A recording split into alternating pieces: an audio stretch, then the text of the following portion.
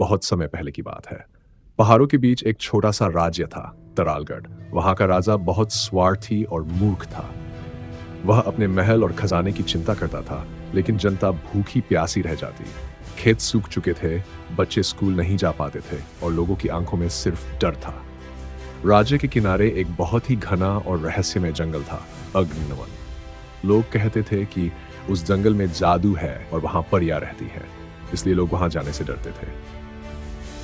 इसी राज्य में एक 20 साल का सीधा साधा लड़का रहता था जिसका नाम था आरुफ। उसके माँ पापा अब इस दुनिया में नहीं थे। जब राज्य में अकाल पड़ा था तो खाने की कमी से वो चल बसे थे। अब आरुफ अकेला था और जंगल के पास एक छोटी सी झोपड़ी में रहता था। वह लकड़ियां काटता, पानी भरता और अपना पेट पालता। एक शाम जब सूरज ढल रहा था और आकाश सुनहरा लग रहा था, आरुफ जंगल में लकड़ियां लेने गया। तभी उसने एक चमकती हुई रोशनी देखी। पहले उसे लगा कि ये कोई तितली है, लेकिन जब वो पास गया तो उसकी आंखें चौंधिया गईं। सामने एक सुंदर परी खड़ी थी, चमकदार पंखों वाली, नीली आंखों में शांति और मुस्कान लिए। तुम कौन हो?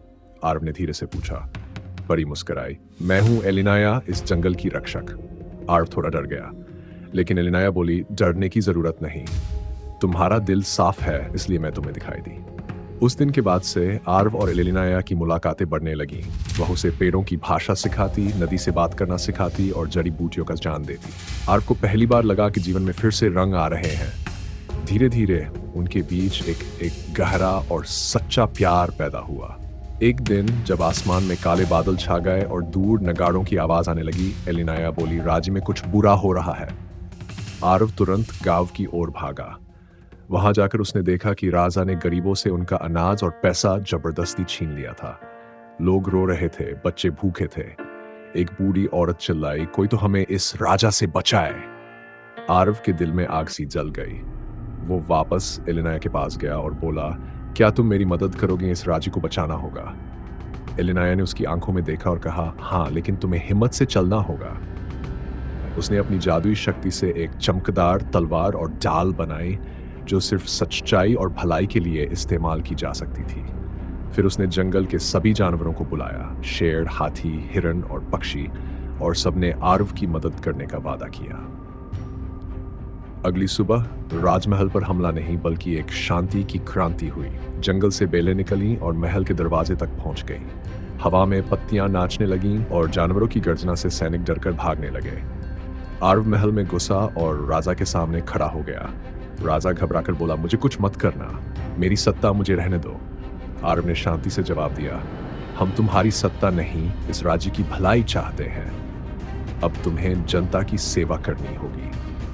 लोगों ने देखा कि आर्व ने राजा को मारने या हटाने की जगह उसे बदला हुआ जीवन दिया।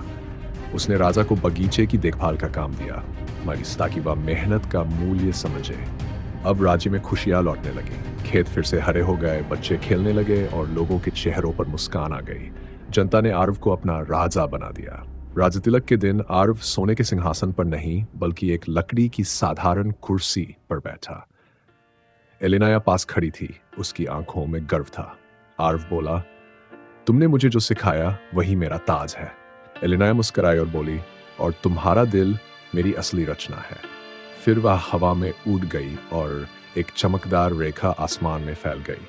अब भी जब चांद पूरी तरह से चमकता है तो लोग कहते हैं कि राजा आर्व अपनी छत पर खड़ा होता है और आसमान में उड़ती एक परी को निहारता है।